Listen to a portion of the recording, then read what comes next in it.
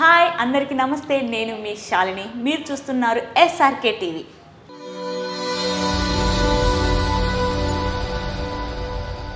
మూగ జీవాల గురించి ఇంట్రెస్టింగ్ విషయాలను తెలుసుకోవడానికి నేనైతే లిటిల్ పాస్ పెట్ హాస్పిటల్ దగ్గరికి వచ్చేసాను. సో ఇలాంటి విషయాలు చెప్పాలంటే తప్పనిసరిగా పెట్ ఎనిమల్స్ ప్రాక్టీషనర్ ఉండాలి కదా. తను ఎవరో కాదు, వెటర్నరీ డాక్టర్ అలాగే పెట్ ప్రాక్టీషనర్ వంశీ పాపాని గారి దగ్గర ఉన్నాము.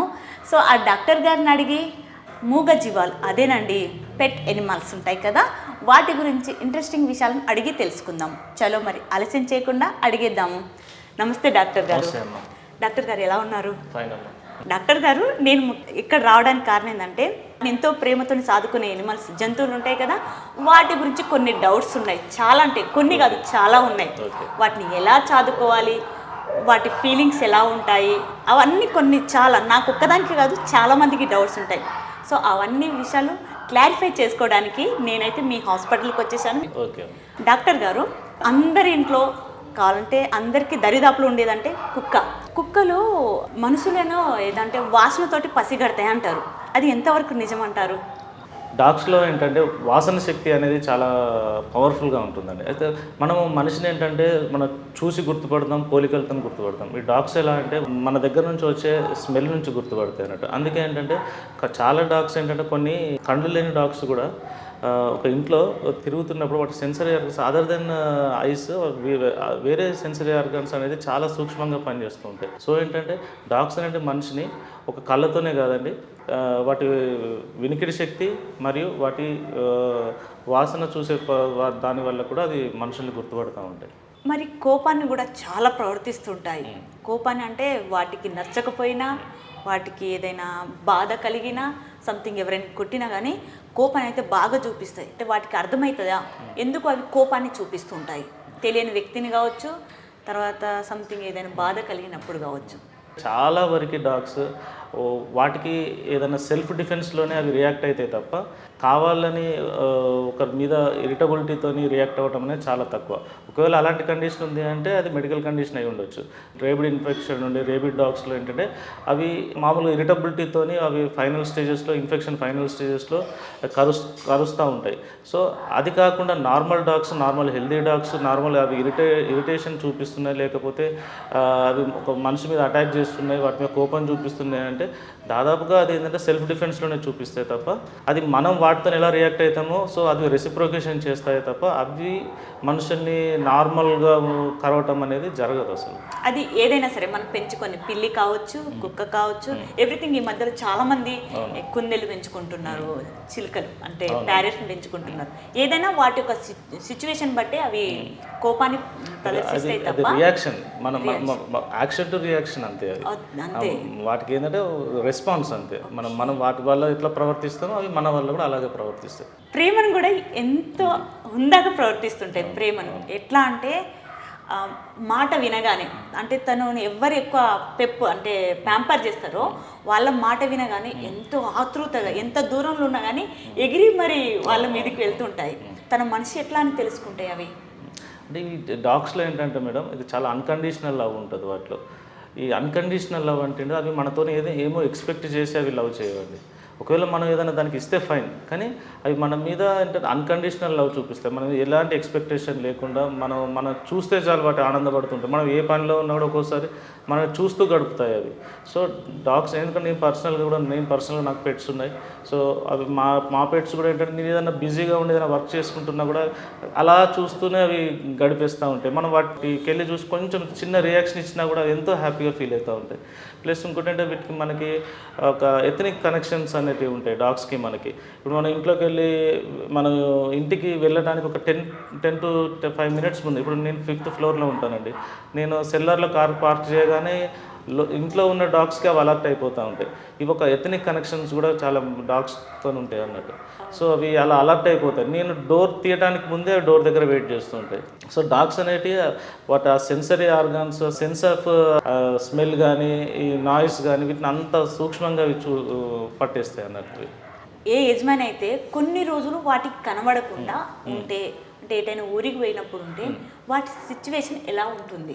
అయితే కొన్ని డాగ్స్లో బట్టి టెంపర్మెంట్ని బట్టి ఉంటాయి. కొన్ని డాగ్స్ చాలా సెన్సిటివ్ ఉంటాయి. ఆ సెన్సిటివ్ ఉండే డాగ్స్ ఏంటంటే కొన్ని డిప్రెషన్లోకి పోయే అవకాశం కూడా ఉంటుంది. కొన్ని డాగ్స్ ఏంటంటే ఎక్స్పెక్టేషన్ అంటే ఇప్పుడు ఒక బయాలజికల్ క్లాక్స్ లాగా ఉంటాయి అన్నట్టు. ఎట్లా ఇప్పుడు నేనున్నానండి, మార్నింగ్ డ్యూటీకి వెళ్ళి ఈవినింగ్ వచ్చే టైం ఒక 9 or 10 ఈ టైం వరకు అవి ఈ వస్తాడు అన్న ఎక్స్పెక్టేషన్ ఉన్నప్పుడు ఆ టైంలో అవి వాటి చాలా ఫ్రీగా ఉంటాయి. ఈ టైం దాటి రావట్లేదు వాళ్ళ యజమాని అన్నప్పుడు మాత్రం అవి కొంచెం ఇంకా రావట్లేదు అన్న ఫీలింగ్ అయితే ఉంటుంది.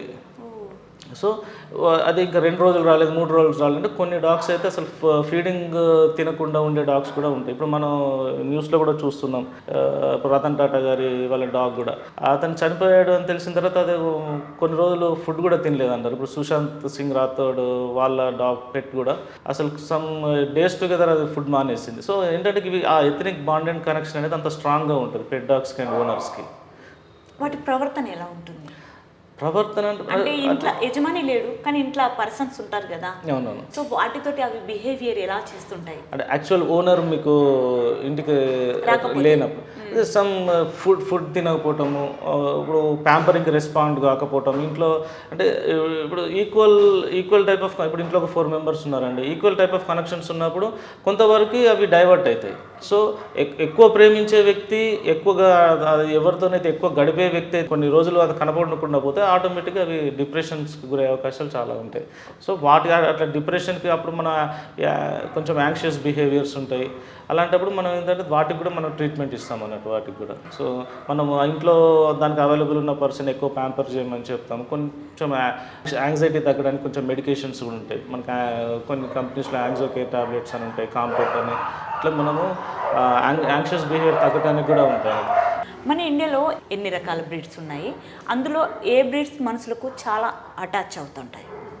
బ్రీడ్స్లో ముఖ్యంగా 3 రకాల బ్రీడ్స్ ఉంటాయండి. Toy breeds, medium size breeds, giant breeds ఉంటాయి. ఈ టాయ్ బ్రీడ్స్ అనేది ఏంటంటే మనకి ఇండోర్ పర్పస్లో కన్ఫైన్డ్ ఎన్విరాన్మెంట్లో ఇండోర్లో ఉండే బ్రీడ్స్ ఏంటంటే మనకి ఇప్పుడు అంటే మార్కెట్లో మనకి ఎక్కువ మనకు కనపడుతున్న బ్రీడ్స్ టాయ్ బ్రీడ్స్లో షిట్జూస్, పగ్, కొంచెం చిన్న చిహువావాలు ఉన్నాయి. ఈ మధ్య చాలా బ్రీడ్స్ ఉన్నాయండి. మన లాసెప్సోస్ ఉంటాయి, మాల్టీస్ అని. ఈ బ్రీడ్స్ అన్నీ ఏంటంటే మనకి ఇండోర్స్లో ఉండే బ్రీడ్స్. ఇవి చాలా అటాచ్మెంట్ ఉంటాయి, వీటికి ప్యాంపరింగ్ ఎక్కువ అవసరం అన్నట్టు.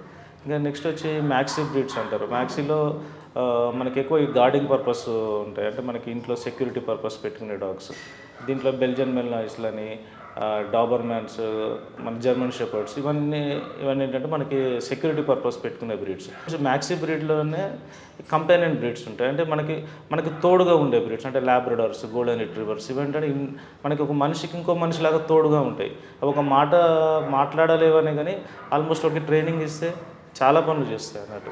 సో హ్యాండిక్యాప్డ్ వాళ్ళు ఉంటారు, వాళ్ళకి కంపానియన్గా ఉండే బ్రీడ్స్ ఉంటాయి అన్నట్టు. మనకి ఈ ల్యాబ్రడార్స్ అనేవి ఏదైనా వాటికి ప్రాపర్ ట్రైనింగ్ ఇస్తే అవి మనకి చిన్న చిన్న పనులు కూడా చేసి పెడతాయి. సో ఇంకా జైంట్ బ్రీడ్స్ ఉంటాయి. జైంట్ బ్రీడ్స్ ఏంటంటే ఫ్యాన్సీ పర్పస్లో ఉంటాయి. గ్రేట్ డేన్స్ అని, సెయింట్ బెర్నార్డ్స్. సో ఇలా వాటి సైజుని బట్టి వాటి కేటగిరీని డివైడ్ చేస్తాం అన్నట్టు. అంటే డాక్టర్ గారు, మన ఇండియాలో ఏ బ్రీడ్స్ డాగ్స్ని ఎక్కువ పెంచుకుంటున్నారు? యాక్చువల్లీ మన ప్రాపర్ ఇండియన్ బ్రీడ్స్ అని అంటే మనకి రాంపూర్ హాండ్స్ అని, ఇవన్నీ మన జనరల్గా మన నేటివ్ టు ఇండియన్ బ్రీడ్స్ అని హాండ్ బ్రీడ్స్ ఉంటాయి. హాండ్స్ అంటే జస్ట్ లైక్ ఇవన్నీ సెక్యూరిటీ పర్పస్ డాగ్స్ ఉంటాయి మన నేటివ్ టు ఇండియన్ బ్రీడ్స్. కాబట్టి ఇప్పుడు మనం ఏదైతే సో కాల్డ్ టాయ్ బ్రీడ్స్, ఇవన్నీ మన కంపెనీన్ డాగ్స్, ఇవన్నీ ఏంటంటే ఆల్మోస్ట్ ఇవన్నీ అన్ని ఇంపోర్టెడ్ డాగ్స్ ఇవి. సో ఇప్పుడు మన సో కాల్డ్ మనం చూసే షిట్జూస్, లాసెప్సోస్, మాల్టీస్, పగ్, ఇవన్నీ almost all imported dogs. So actual ఏంటంటే ఇప్పుడు మన ఇండియన్ బ్రీడ్స్ ఇంపార్టెన్స్ ఇప్పుడు తెలుస్తుంది. మన ఇండియన్ బ్రీడ్స్ అదర్ కంట్రీస్ వాళ్ళు ఇప్పుడు ఇంపోర్ట్ చేసుకుంటున్నారు. సో మన డాగ్స్కి ఇప్పుడు మన హార్న్ డాగ్స్ ఉంటాయి, మన ఈ రాంపూర్ హార్న్స్ అని, పందికూన బ్రీడ్స్ అని, చాలా డాగ్స్ ఉన్నాయి మనకి. సో ఇప్పుడు మన ఇండియన్ బ్రీడ్స్ యొక్క ఇంపార్టెన్స్ ఇప్పుడు వరల్డ్ వైడ్గా ఇప్పుడు చాలా పాపులర్ అయిపోయినాయండి. సో ఇప్పుడు మన ఇండియన్ బ్రీడ్స్ని అదర్ కంట్రీస్ వాళ్ళు ఇంపోర్ట్ చేసుకుంటూ ఉన్నారు.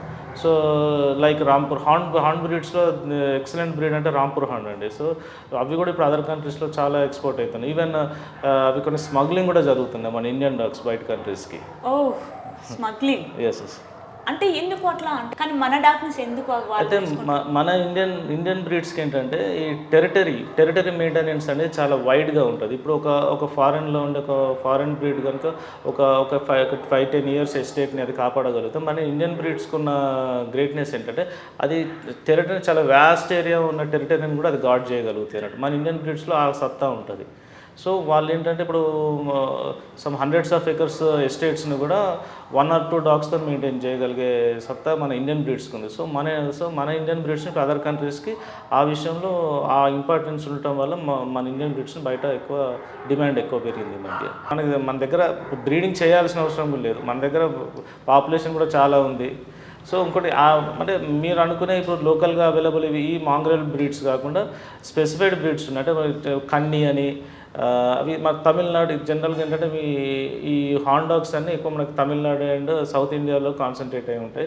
ఈవెన్ మన నార్త్ ఇండియాలో బుల్లి కుత్తా అని కూడా ఉంటుంది. సో అది మన ఆల్మోస్ట్ జైంట్ బ్రీడ్ కేటగిరీకి వస్తుంది. సో అది ఆల్మోస్ట్ గ్రేట్ ఎంతో కాంపిటేటర్గా ఉంటుంది.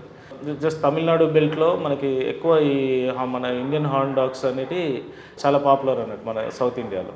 డాక్టర్ గారు పెట్ ఎనిమల్స్ అంటే పిల్లులు వస్తుంటాయి, మన డాగ్స్ వస్తుంటాయి, తర్వాత ఈ మధ్యలో కుందేలు, రాబిట్స్, అలాగే ప్యారెట్స్ కూడా వస్తుంటాయి. సో ఈ పెంపుడు జంతువులు అనేవి టర్టిల్స్ అండ్ టార్టాయిసెస్ కూడా వస్తాయి. Tortoise yeah. అయితే ఈ పెంపుడు జంతువులకి శాకాహారం వేయాలా, మాంసాహారం వేయాలా? సో శాకాహారం మాంసాహారం అనేది దాని న్యాచురల్. ఇప్పుడు ఒక డాగ్ ఉందండి, డాగ్ అనేది it's natural, it is a carnivore. ఇప్పుడు టర్టిల్స్ ఉంటాయి, టర్టిల్స్ అండ్ టార్టాయిసెస్ ఉంటాయి. ఇవి by nature they are vegetarians. So అంటే మనము ఒక ఎనిమల్ అనగానే దాని ఫీడ్ అనేది మనం డిస్క్రైబ్ చేయలేము. సో ఇప్పుడు క్యాట్స్ ఉంటాయి, క్యాట్స్ ఆర్ ఆమ్నివోరస్. అంటే ఇటు వెజిటేరియన్ తింటాయి, నాన్ వెజిటేరియన్ తింటాయి. ఈవెన్ డాగ్స్ కూడా vegetarian and non vegetarian. But they are మనం కార్నివోరస్ యాంగిల్లోనే చూస్తాం. సో ఏంటంటే యాక్చువల్గా ఇప్పుడు మనకు దొరికే కమర్షియల్ డైట్స్ కూడా అవి అన్నీ మిక్స్ చేసే ఆల్మోస్ట్ ఉంటాయి అన్నట్టు. వాటికి శాకాహారం ఇస్తే మంచిదా లేకపోతే మాంసాహారం ఇస్తే మంచిదా? మిక్స్డ్ ఇవ్వాలి. ఇప్పుడు దాన్నే బ్యాలెన్స్డ్ డైట్ అంటాం. ఇప్పుడు ఒక డాగ్ ఉంది, దానికి మనం ఒకవేళ కమర్షియల్ డైట్ తీసుకుంటేనేమో దాంట్లో protein, carbohydrates, crude fibre and fat అనేది అన్ని సమపాలలో ఉంటాయి. సో మనం ఇంట్లో ప్రిపేర్ చేసుకునేటప్పుడు కూడా మనం ఏంటంటే ఒక డాగ్ ఫుడ్ ప్రిపేర్ చేసుకునేటప్పుడు దాంట్లో ఎగ్స్ ఉండాలి, చికెన్ ఉండాలి, రైస్ ఉండాలి, వెజిటేబుల్స్ ఉండాలి, బాయిల్డ్ వెజిటేబుల్స్. సో ఇవన్నీ ఏంటంటే ఇవన్నీ కలిసినప్పుడు దానికి బ్యాలెన్స్డ్ డైట్ అవుతుంది. ఒకటి ఇచ్చినా కూడా దాని హెల్త్కి మంచిది. హై ప్రోటీన్ ఇచ్చినా కూడా దానికి అల్టిమేట్గా దాని కిడ్నీస్ మీద ఎఫెక్ట్ వస్తుంది. సో మనం ఏంటంటే మనం డాగ్ అనగానే మాంసము, లేకపోతే మనం మాంసం పెట్టలేనప్పుడు కంప్లీట్ వెజిటేరియన్ అని కాదు. మనం ఇవన్నీ బ్యాలెన్స్డ్ డైట్, ఇవన్నీ మిక్సింగ్లో దాని బ్యాలెన్స్డ్ డైట్ పెట్టినప్పుడు అవి హెల్తీగా ఉంటాయి. పిల్లులు కూడా పెంచుకుంటా అంటున్నాం కదా, పిల్లులు పెంచుకున్న వాటి సిచ్యువేషన్ ఎలా ఉంటుంది? అంటే వాటి యొక్క ప్రేమ, అఫెక్షన్ కావచ్చు, తర్వాత కోపం కావచ్చు, ఎవ్రీథింగ్, అంటే పెయిన్స్ కూడా కావచ్చు, అవి ఎట్లా మనకు తెలియవరుస్తాయి? అంటే ఎలా తెలుసుకోవచ్చు? డాగ్స్ అండ్ క్యాట్స్లో కంప్లీట్ డిఫరెంట్ నేచర్ అండి. క్యాట్స్ అనేది ఏంటంటే అవి ఎక్కువ ఐసోలేటెడ్గా ఉండడానికి ఇష్టపడతాయి, ఒక హై ఎలివేటెడ్ ప్లేస్లో ఉండడానికి ఇష్టపడతాయి. అవి ఏంటంటే దే ఆర్ మోర్ రాయల్. యాక్చువల్గా ఏంటంటే క్యాట్ అనేది మనకి ఓనర్ లాగా బిహేవ్ చేస్తుంది, డాగ్ అనేది మనకి స్లేవ్ లాగా బిహేవ్ చేస్తుంది, క్యాట్ మనకు ఓనర్ లాగా బిహేవ్ చేస్తుంది. So cats are more royal animals actually. So dog అనేది మనకు స్లేవ్ లాగా బిహేవ్ చేస్తుంటుంది, క్యాట్ మనకి ఓనర్ లాగా బిహేవ్ చేస్తుంది. సో అందుకే అవి హైట్ ప్లేస్లో పోయి కూర్చుంటాయి, ఐసోలేటెడ్గా ఉంటాయి. సో వాటికి ఏంటంటే క్యాట్స్కి వాటికి ఒక బౌండరీ ఉంటుంది. వాటి కంఫర్ట్ జోన్ కనుక మిస్ అయింది అనుకోండి, సో ఒక్కోసారి అటాక్ కూడా చేస్తాయి క్యాట్స్. అవి ఎంత ప్రేమగా ఉంటాయి, ఒక్కోసారి ఆ కంఫర్ట్ జోన్ మిస్ అయితే అటాక్ చేస్తాయి. పాపం డాగ్ అలా కాదు, ఒక్కోసారి మన పెట్ డాగ్ మన ఇంట్లో ఉన్న డాగ్ దానికి ఒక్కోసారి దాని కంఫర్ట్ జోన్ దాటినా కూడా మనం ఓవర్ ప్యాంపర్ చేసినా, ఒక్కోసారి పాపం దాని కాలు తొక్కినా, ఒక్కోసారి అనుకోకుండా దాన్ని చూడకుండా కాలు పడినా కూడా పాపం అవి ఓర్చుకుంటాయి. క్యాట్ అలా కాదు, క్యాట్ అట్లా రిటాలియేట్ చేస్తాయి. అందుకే సామెత ఉంది కదా, పిల్లి నువ్వు రూమ్లో పెట్టి కొడితే అది పులి లెక్క అటాక్ చేస్తుందని. సో అవి చాలా ఫెరోషియస్. జస్ట్ ఫిలైన్ గ్రూప్స్ అన్ని దే ఆర్ రాయల్ అంతే. లైక్ టైగర్ ఇట్లా జాగ్వర్స్, టైగర్స్ అండ్ లయన్స్ లానే అవి. సో ఎప్పుడు రాజులే రాజులు అవి. బాగుంది. అంటే యాక్చువల్గా టైగర్స్ అంటే అది ఓకే కింగ్ లెక్క అని అనిపిస్తుంది అని ప్రత్యేకంగా ఇప్పుడు తెలుసుకున్నా, అంటే పిల్లులు మనకు రాజు లెక్క ఉంటాయి అన్నట్టు. అంటే ఓహో, అందుకే మనకు ఒక ఎలివేటెడ్ ప్లేస్లో ఉండి చూస్తుంటాయి మనల్ని. మరి వీటి ఫుడ్ విషయంలో చెప్పు, పిల్లలకు ఫుడ్ ఎలాంటి అంటే సార్ ఇప్పుడు మనకి మార్కెట్లో అయితే కమర్షియల్ రేట్స్ చాలా అవైలబుల్ ఉన్నాయి. కాకపోతే మన హోమ్ మేడ్ ఫుడ్లో కూడా మ్యాక్సిమం అంటే క్యాట్ ఫుడ్లో మోర్ ఆఫ్ మన ఫిష్ ప్రోడక్ట్స్ ఎక్కువ వాడతాం అన్నట్టు. దానికి ట్యూనా కానీ అంటే క్యాట్లో ఎక్కువ మనకి ఫిష్ని లైక్ చేస్తాయి. ఆ స్మెల్ కానీ ఆ డ్రైడ్ ఫిష్ కానీ సమ్ ఏదైనా ఫిష్ ప్రోడక్ట్స్ ఎక్కువ లైక్ చేస్తే దాంట్లో మనం chicken and little quantity of rice కూడా యాడ్ చేసుకోవచ్చు. సో ఈ క్యాట్ ఫుడ్ అండ్ డాగ్ ఫుడ్లో కొంచెం డిఫరెన్స్ ఎక్కువ ఉంటుంది. మన కార్బోహైడ్రేట్ పర్సంటేజ్ డాగ్స్లో కొంచెం మనం 20% 20 to 30% అయినా పర్మిసిబుల్, కానీ క్యాట్స్లో నాట్ మోర్ దెన్ 15%. సో దీంట్లో కంపారిటివ్గా ప్రోటీన్ కంటెంట్ మన క్యాట్స్లో కొంచెం ఎక్కువ పర్సంటేజ్లో మనం ఫుడ్లో ఇవ్వాల్సి ఉంటుంది క్యాట్స్కి. మీరు పట్టించుకోకపోతే అది అసలు ఫస్ట్ మిమ్మల్ని ఎక్కువ పట్టించుకోదు అది. క్యాట్ అంతే. క్యాట్ మీరు అంటే మనం యూట్యూబ్లో అట్లా చూసినట్టు ఏముండదు. క్యాట్ అనేది ఏంటంటే వాటి స్పేస్లో అవి ఉంటాయి. అది మనం కావాలి అనుకున్నప్పుడే అది మన దగ్గరకు వస్తుంది. దానికి స్పేస్ కావాలి అనుకుంటే మనల్ని ఇగ్నోర్ చేస్తుంది. క్యాట్ అలా ఉంటుంది నేచర్. ఓకే, సంథింగ్ అన్నారు కదా, దాన్ని నచ్చకపోతే ఒకేలా కరవడం కావచ్చు, గీకడం లాంటివి చేస్తే దానివల్ల ఏమైనా ప్రభావం ఉందా మనకు? అంటే జనరల్గా ఇప్పుడు ఇది ఒక మిత్ ఉంటుందండి. ఎట్లా డాగ్ అంటే ఇంట్లో పెంచుకునే డాగ్ ఒక్కోసారి ఇట్లా మీదకి మనకి ఆడుకునే టైంలో మనకి స్క్రాచెస్ పడుతుంటాయి. ఒక్కోసారి అది ప్లే ఆడుకునేటప్పుడు కూడా దాని బయట అవుతూ ఉంటుంది.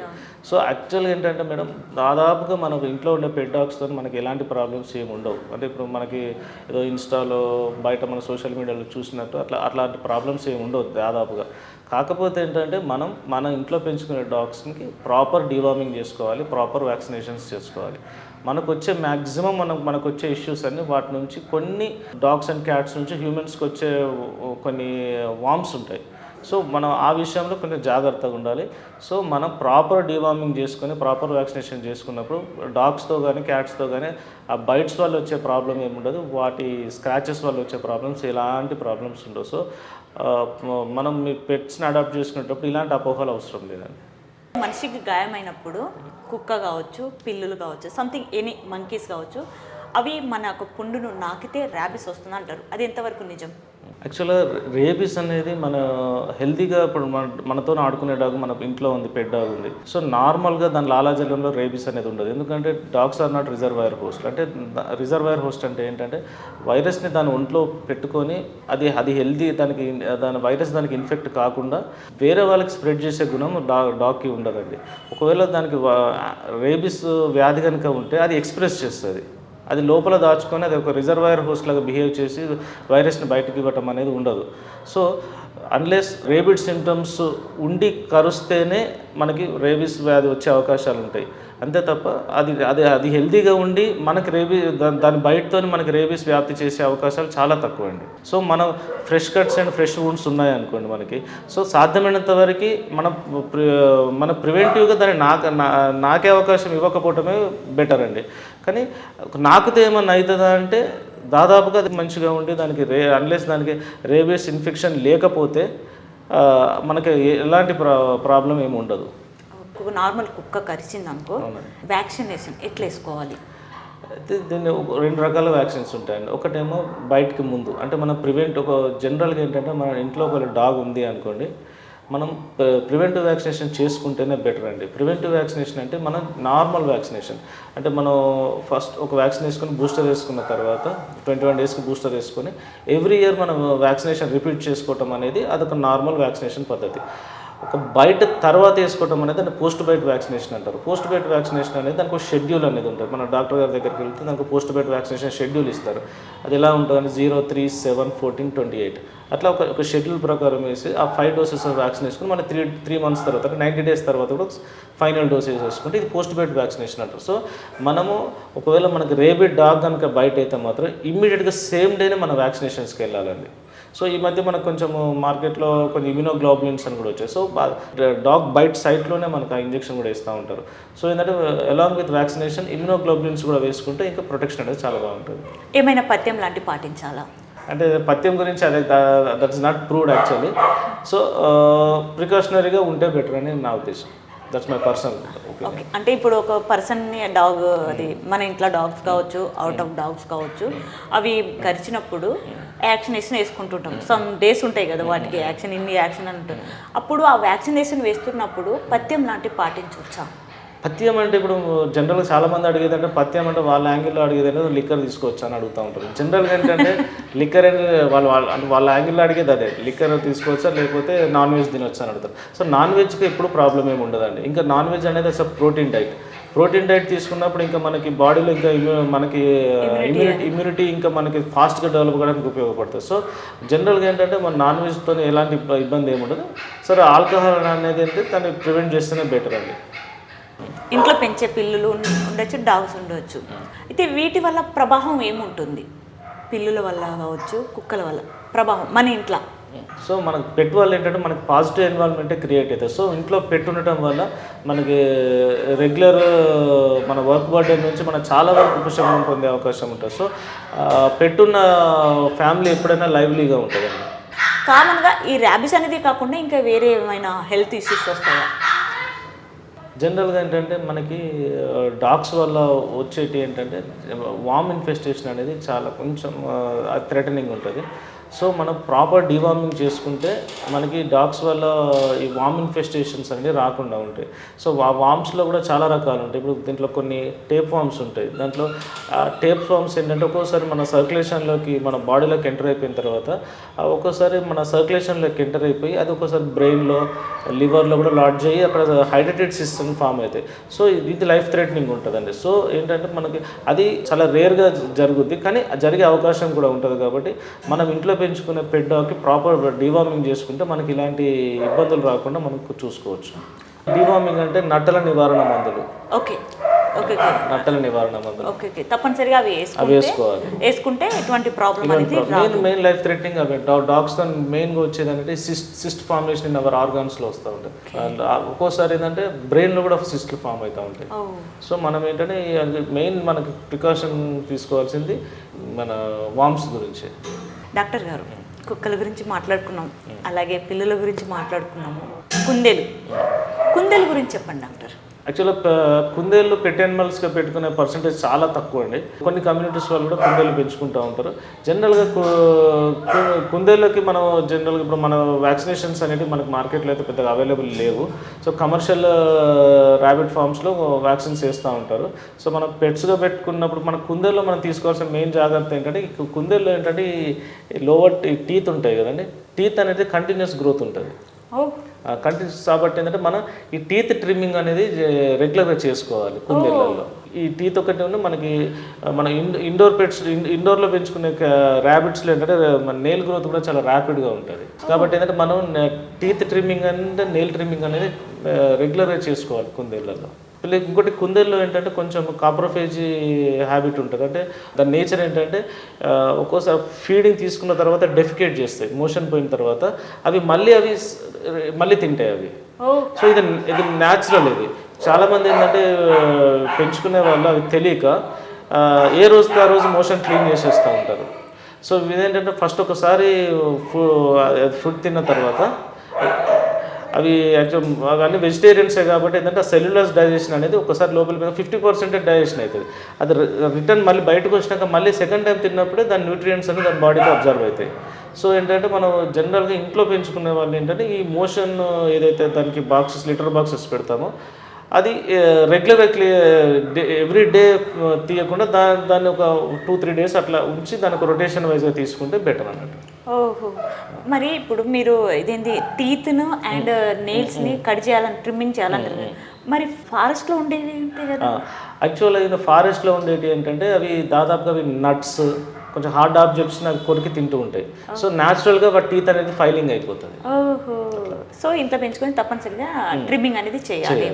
కొందరు స్క్విరిల్స్ పెంచుకునే వాళ్ళు ఉంటారు, ఉడతలు కూడా ఏంటంటే బయట తిరిగినప్పుడు వాటి మీరు ఎప్పుడైనా గమనించారా, ర్యాట్స్ కానీ ఉడతలు కానీ అది తినే వస్తువు కాకపోయినా కూడా వాటిని కొరుకుతూ ఉంటాయి. చెక్కను కొరుకుతూ ఉంటాయి, బెరడును కొరుకుతూ ఉంటాయి. పేపర్స్ని కొరుకుతుంది, ఏదో అది ఎప్పుడు దాని టీత్ని ఫైలింగ్ చేసుకుంటే అన్నట్టు, అది వన్ టైప్ ఆఫ్ ఫైలింగ్ అన్నట్టు అది. సో ఇప్పుడు మనం ఇప్పుడు మన ఇంట్లో పెంచుకునే వాటికి అవకాశం ఇవ్వము, అది సాఫ్ట్ ఆబ్జెక్ట్స్ సాఫ్ట్ ఫుడ్డే పెడతా ఉంటాం. సో అది టీత్ ఫైలింగ్ అయ్యే అవకాశం ఉండదు అన్నట్టు. సో మనం ఏం చేసుకుంటే అది రెగ్యులర్ ట్రిమ్మింగ్ చేసుకోవాలి. ఈవెన్ ఈ ర్యాబిట్స్కి అంతే చేసుకోవాలి, స్క్విరల్స్కి కూడా అంతే చేసుకోవాలి. ఎందుకంటే ఈ మధ్య మాకు స్క్విరల్ కస్టమర్స్ కూడా చాలా మంది వస్తారు. అవునా? ర్యాబిట్స్ వల్ల వాటికి ఎట్లాంటి డిసీజ్ వస్తుంది, వాటి వల్ల మనకు అంటే పెంచుకునే యజమానికి ఉంది కదా ఇంట్లో ఎటువంటి హెల్త్ ఇష్యూస్ లాంటివి ఏమైనా వచ్చు? యాక్చువల్గా ర్యాబిట్స్ వల్ల ఏదో లంగ్స్ ఇన్ఫెక్షన్ ఏదో వస్తుందని, శ్వాస ప్రాబ్లం వస్తుందని అంటారు, అది ఇంతవరకు నిజం? అయితే అది ఇన్ఫెక్షన్ అని కాదండి. ర్యాబిట్స్లో ఏంటంటే మెయిన్ ఇన్ఫెక్షన్స్ ఎక్కువ వస్తాయి, ముక్కు మీద వీటి మీద స్కిన్ ఇన్ఫెక్షన్స్ వస్తూ ఉంటాయి. అది ఇయర్స్లో కూడా చాలా ఎక్కువ వస్తూ ఉంటాయి ర్యాబిట్స్కి. సో అది మనకి మా హ్యూమన్కి కంటేజియస్ ఏం కాదు. ఇంకోటి మీరు అడిగిన సెకండ్ క్వశ్చన్, అది శ్వాసకోశ వ్యాధులు వచ్చే అవకాశం చాలా తక్కువ అండి. యాక్చువల్గా అది ఎందుకు అట్లా అంటారంటే, ఈ ర్యాబిట్స్ ఉండే హెయిర్ ఏదైతే ఉంటుందో ఆ ఫర్ అనేది చాలా లైట్ వెయిట్ ఉంటుంది. సార్ ఆ ఫర్ కనుక గాల్లో లేచింది అంటే అది గాల్లోనే తిరుగుతూ ఉంటుంది, ఆ ఫర్ అంత లైట్ వెయిట్ ఉంటుంది. సో చాలామంది ఏమనుకుంటారంటే ఈ ఫర్ అనేది మనము ఇన్హేల్ చేసినప్పుడు లంగ్స్లోకి వెళ్తుంది అనేది ఒక అపోహ ఉంటుంది. కానీ ఈ ఫర్ లంగ్స్లోకి పోవటం అనేది చాలా తక్కువ అండి. ఎందుకంటే మనకు ఆల్రెడీ మన నాస్ట్రిల్స్లో వెంట్రుకలు ఉంటాయి, ఇవన్నీ మన డస్ట్ని ఫిల్టర్ చేస్తూ ఉంటాయి. ఇవన్నీ దాటుకొని లంగ్స్లోకి పోవటం అనేది అది చాలా రేర్ కండిషన్. ఒకవేళ ఉండొచ్చు, చాలా రేర్ కండిషన్ అది. దాని గురించి మనం భయపడాల్సిన అవసరం అయితే లేదు. ఈవెన్ మన క్యాట్స్లో కూడా ఫర్ ఉంటుంది, ఈవెన్ మన కొన్ని డాగ్స్లో కూడా ఫర్ బ్రీడ్స్ ఉంటాయి. ఆ ఫర్ అనేది మన లంగ్స్లో పోవటం అనేది అది ఆల్మోస్ట్ ఇంపాసిబుల్ అనేది. డాక్టర్ గారు, ఇప్పుడేంటి ఇంపార్టెంట్, అందరూ కూడా చాలా ఇంట్రెస్ట్గా అడిగే క్వశ్చనే, డౌట్ ఉన్న క్వశ్చన్స్. మా డాగ్స్కి ఎలాంటి ఫుడ్ పెట్టాలి, మా క్యాట్కి ఎలాంటి ఫుడ్ పెట్టాలి, అయ్యో ఎవరైనా చెప్తే బాగుండు, ఇది పెడితే మా పిల్లికి ఏమైనా అవుతుందా, ఇది పెడితే మా డాగ్కి ఏమైనా అవుతుందా అని చాలా కన్ఫ్యూజన్ తోటి, చాలా టెన్షన్ తోటి హరిభరి అవుతూ ఉంటారు. సో అలాంటి వాళ్ళకు మీరు చెప్పే సలహా ఏంటిది, ఎలాంటి ఫుడ్ పెట్టాలి? సో సాధ్యమైనంత వరకు ఫుడ్ బ్యాలెన్స్డ్ డైట్ ఉండాలి. సో మన హోమ్ మేడ్ డైట్ కనుక మనం పెట్టాలి అని అనుకుంటే, సో ఏంటంటే మేము రెగ్యులర్గా మేము సజెస్ట్ చేసే డైట్లో boiled vegetables, carrot, beans, pumpkin, papaya and eggs, rice and chicken, ఇవి మనం బ్యాలెన్స్డ్ డైట్లో మనం హోమ్ మేడ్ ఫుడ్లో పెట్టుకుంటే అవి చాలా హెల్తీగా ఉంటాయి. ఇంకా మనము ఇవన్నీ పెట్టడం అనేది కొంత మన ఇంట్లో కష్టమైన పని. సో మనం ఏంటంటే కమర్షియల్ డైట్కి వెళ్తే మన ఎఫోర్డబిలిటీని బట్టి మనం కంపెనీ మన ఫుడ్ని సెలెక్ట్ చేసుకోవాలి. సో మనకి ఏంటంటే మనకి మార్కెట్లో పర్ కేజీ 100 రూపీస్ నుంచి మనకి 1000 రూపీస్ వరకు మార్కెట్లో కమర్షియల్ రేట్స్ అవైలబుల్ ఉన్నాయి. సో మన ఎఫోర్డబిలిటీని బట్టి ఆ కమర్షియల్ రేట్స్ సెలెక్ట్ చేసుకోవచ్చు. కాకపోతే కమర్షియల్ రేట్స్ అనేది అంటే మోర్ ఆఫ్ డ్రై ఫుడ్ ఉంటుంది కాబట్టి మనం కమర్షియల్ రేట్స్ పెట్టినప్పుడు మాత్రం ఫ్రెష్ వాటర్ అవైలబిలిటీ అనేది ఖచ్చితంగా చూసుకోవాలి. కమర్షియల్ రేట్స్ పెట్టి మనం వాటర్ అవైలబిలిటీ కనుక సరిగా చూసుకోకపోతే మాత్రం లాంగ్ టర్మ్లో కిడ్నీస్ ఎఫెక్ట్ అయ్యే అవకాశాలు కూడా ఉంటాయి. కాబట్టి ఏంటంటే మనం కమర్షియల్ రేట్స్ పెట్టినప్పుడు మనం వాటర్ ఇంటేక్ కరెక్ట్ తీసుకుంటుందా లేదా అనేది ఖచ్చితంగా జాగ్రత్తగా అబ్జర్వ్ చేయాలి. అదే మనం హోమ్ మేడ్ డైట్ పెట్టుకున్నప్పుడు ఏమైందంటే బాయిల్ చేసి పెడతాం కాబట్టి వాటిలో ఆటోమేటిక్గా మనకి వాటర్ కంటెంట్ అనేది ఉంటుంది. సో మనం ఒక హోమ్ మేడ్ ఫుడ్లో ఏంటంటే వాటర్ ఇంటేక్ న్యాచురల్గానే తక్కువ ఉంటుంది. కమర్షియల్ డైట్ పెట్టినప్పుడు డ్రై ఫుడ్ ఉంటుంది కాబట్టి వాటర్ ఇంటేక్ అనేది ఎక్కువ ఉండాలి. అట్లా ఉన్నప్పుడు అది హెల్త్ అనేది ప్రాపర్గా ఉంటుంది. డాగ్స్, క్యాట్స్ వీటికి ఏమైనా ఫ్రాక్చర్ అయితే అంటే ఎముకలు ఇరగడం కావచ్చు, సంథింగ్ దెబ్బ తాకడం కావచ్చు, చికిత్స అనేది జరగాలి కదా, అంటే ఇరిగిన కాలు మరి అతకడం ఉంటుందా? ట్రీట్మెంట్ అనేది యానిమల్స్కైనా మనుషులకైనా ఆల్మోస్ట్ సేమే ఉంటుందండి. ఇప్పుడు మేము కూడా డాగ్స్లో బోన్ పిన్నింగ్ చేస్తాము. ఒకవేళ మల్టిపుల్ ఫ్రాక్చర్స్ అయితే కంపల్సరీ మనం బోన్ పిన్నింగ్ కానీ ఇలాంటికి వెళ్ళాల్సిందే. ఇంకోటి మనకు బోన్ మనకి బ్యాండేజింగ్ చేస్తాము, వాటికి పెయిన్ కిల్లర్స్ వాడటము, యాంటీబయాటిక్స్ వాడటం, ఇవన్నీ ఆల్మోస్ట్ మన హ్యూమన్ అండ్ యానిమల్స్లో ప్రోటోకాల్స్ అనేది ఆల్మోస్ట్ సేమే ఉంటుందండి ట్రీట్మెంట్స్లో. బోన్ పిన్స్ అంటే రాడ్ వేయటం, plates, bone pinning and plates వేయటం, ఇవన్నీ ఆల్మోస్ట్ మీకు హ్యూమన్లో ఎలాగైతే ట్రీట్మెంట్ ఉంటుందో ఆల్మోస్ట్ యానిమల్స్ కూడా సేమ్ ట్రీట్మెంట్ ఉంటుంది. డాక్టర్ గారు, ఏ బ్రీడ్స్ డాగ్స్ మనుషులకు ఎక్కువ అటాచ్ అవుతుంటాయి? టాయ్ బ్రీడ్స్ అండి. టాయ్ బ్రీడ్స్ అంటే కంపానియన్ యానిమల్స్. అదే నేను చెప్పాను కదా, గోల్డెన్ రిట్రీవర్స్ కానీ లాబ్రడార్స్ కానీ కంపానియన్ యానిమల్స్. కంపానియన్ అంటేనే మనకు మనిషికి దగ్గరగా ఉండేది అన్నట్టు. సో కంపానియన్ యానిమల్స్ అంటే టాయ్ బ్రీడ్స్ అనేది ఎక్కువ మనిషికి అటాచ్మెంట్ ఉంటాయి. ఈవెన్ ఇప్పుడు గార్డింగ్ డాగ్స్ అనేది వాటి వర్క్ అనేది మనం వాటి వర్క్ ఏంటి, గార్డింగ్ డాగ్స్ అనేది మనల్ని గార్డ్ చేయటం అనేది దాని వర్క్. సో ఏంటంటే మనం ఏ పర్పస్లో డాగ్ని ట్రైన్ చేసుకుంటాం అనే దాన్ని బట్టి ఉంటుంది. సో మనం ఇప్పుడు కంపానియన్ డాగ్ని గార్డింగ్ డాగ్ లాగా ట్రైన్ చేయవచ్చు, గార్డింగ్ డాగ్ని కంపానియన్ లాగా కూడా ట్రైన్ చేసుకోవచ్చు. అది మన డాగ్ అనేది మనం ట్రైనింగ్ ఎలా చేస్తే అలా ఉంటుందండి. ఈవెన్ ఇప్పుడు రాట్ వీలర్స్ ఉంటాయి, మనం చాలామంది ఏమంటారు రాట్ వీలర్స్ చాలా ఫెరోషియస్ బ్రీడ్ అనుకుంటాం. కానీ రాట్ వీలర్స్ని మన గార్డింగ్ పర్పస్ లాగా ట్రైన్ చేయకుండా మనం ఎప్పుడు మనతోనే ఉంచుకొని మన ఇంట్లోనే పెట్టుకొని ఎప్పుడు మనతోనే ఉంచుకుంటే అవి కూడా చాలా ఫ్రెండ్లీ అయిపోతాయి. ఈవెన్ లైక్ డాబర్మెంట్స్ అని జర్మన్ షెపర్డ్స్, అవి ఐదర్ వే మన ట్రైనింగ్ బట్టి ఉంటాయి. ఐదర్ మనం ఏ పర్పస్ కోసం ట్రైన్ చేస్తున్నామనే దాన్ని బట్టి వాటి బిహేవియర్ ఉంటుంది. పోలీస్ జాగ్లాలు ఉంటాయి కదా, అవి అంటే వాటికి ట్రైనింగ్ ఇవ్వడం వల్ల అవి అట్లా షార్ప్గా ఉండి నేరస్తులను పట్టడం లాంటివి జరుగుతుంది. వాటి బై నేచర్ ఉంటుంది, ప్లస్ దానికి మన ట్రైనింగ్ తోడవుతుంది. ఇప్పుడు మన బెల్జియన్ మెల్నాయిసెస్, జర్మన్ షెపర్డ్స్ అండ్ లాబ్రడార్స్ అంటే మోర్ ఆఫ్ స్నిఫింగ్ బాగా ఉంటుంది. అంటే నేరస్తులను ఎట్లా గుర్తుపడతాయి అవి ట్రైనింగ్ అంటే వాటికి ఏంటంటే వాటికి ట్రైన్ అలా చేస్తారు. ఇప్పుడు బాంబ్ని ఎలా డిటెక్ట్ చేయాలి, దాని స్మెల్ ఎలా ఉంటుంది, ఒక గన్ పౌడర్ స్మెల్ ఎట్లా వస్తుంది, ఒక గంజాయి స్మెల్ ఎట్లా వస్తుంది, వీటికి వాటికి ముందే ట్రైన్ చేసి పెడతారు అన్నట్టు. సో ఆ స్మెల్ని అది స్నిఫ్ చేస్తుంది. ఆవు పాలు మంచిదా, బర్రె పాలు మంచిదా తాగడం? అంటే పిల్లలు కావచ్చు, మనం కావచ్చు, ఏ పాలు తాగితే మంచిది? అదే అడల్ట్రేషన్ లేని మిల్క్ ఏదైనా మంచిదే అండి. అడల్ట్రేషన్ ఉండకూడదు. ఆవు పాలైనా, బర్రె పాలైనా, మేక పాలైనా, ఏదైనా అడల్ట్రేషన్. ఇప్పుడు మనకు నార్త్ ఇండియాకి పోతే క్యామెల్ మిల్క్ తాగుతారు. ఇప్పుడు కొన్ని యాదవ్ కమ్యూనిటీస్లలో చాలామంది గొర్రెపాలు కూడా తాగుతూ ఉంటారు, మేకపాలు తాగుతూ ఉంటారు. మన గాంధీ గారు మేకపాలు తాగినట్టు. సో పాలు ఏదైనా అడల్ట్రేషన్ అనేది ఉండకూడదు.